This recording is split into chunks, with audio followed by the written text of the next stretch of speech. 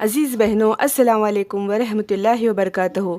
آج یہاں پر میں بنا رہی ہوں پالک چکن، جو کہ ایک سادہ سی ریسیپی ہے اور اس میں ڈلنے والے سارے سامان ہمارے گھر میں موجود ہوتے ہیں اور یہ بآسانی بن جاتی ہے اور آپ کے بچوں کو بھی یہ ضرور پسند آئے گی۔ اس کو ضرور ٹرائی کیجیے۔ میرا مقصد ریسیپیز کے ساتھ اچھی باتیں، سبق آموز واقعات، سچے کہانیاں، قرآنی قصے بتانا ہے۔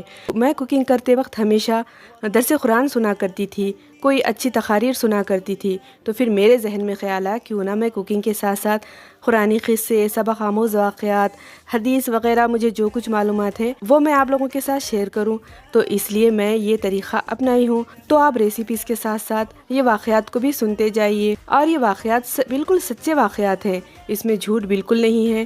میں خود اس کا مطالعہ کرتی ہوں، پھر اس کو آپ تک پہنچاتی ہوں۔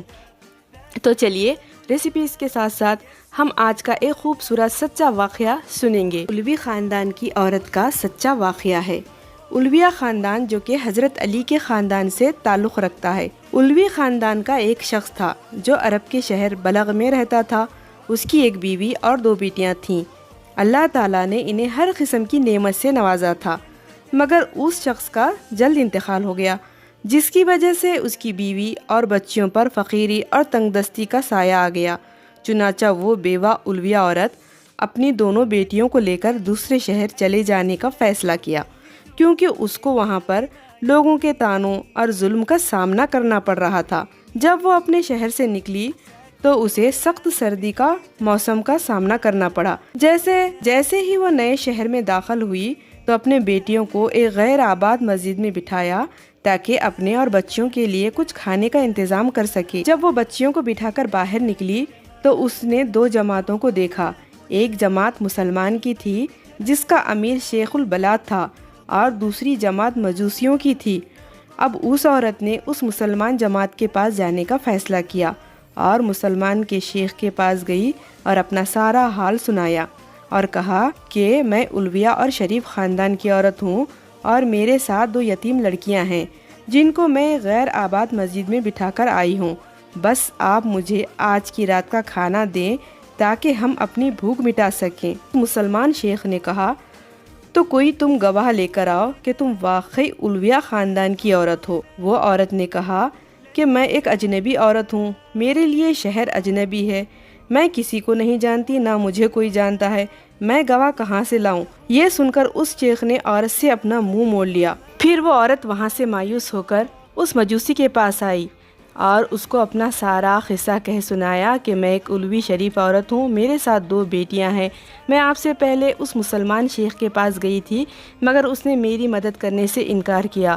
یہ سن کر وہ مجوسی فوراً اٹھ کھڑا ہوا اور اپنی عورتوں کو آواز دیا کہ اس عورت کے ساتھ جاؤ، اس کو مہ بیٹیوں کے ساتھ واپس لے کر آؤ، انہیں نفیس کھانا کھلاؤ، بہترین لباس پہناؤ اور ان کو آرام سے رات میں قیام کرنے کے لیے جگہ دو۔ پھر ایسا ہی کیا گیا۔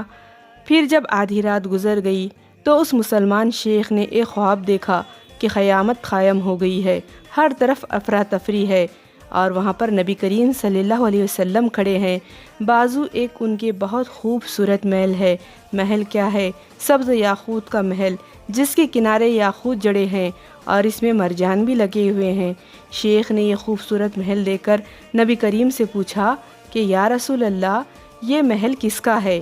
تو آپ صلی اللہ علیہ وسلم فرمانے لگے یہ مسلمان کا محل ہے۔ تو اس شیخ نے کہا کہ یا رسول اللہ، میں مسلمان ہوں۔ تو آپ فرمانے لگے میرے پاس گواہ لا کہ تو واقعی مسلمان ہے۔ وہ یہ سن کر حیران رہ گیا۔ تو نبی کریم صلی اللہ علیہ وسلم اس سے فرمانے لگے وہ عورت علویہ جب تیرے پاس آئی تھی تو نے بھی تو یہی کہا تھا کہ میرے پاس گواہ لا کہ واقعی تو علویہ عورت ہے، سو اس طرح تو بھی گواہ لے آ میرے پاس کہ واقعی تو مسلمان ہے۔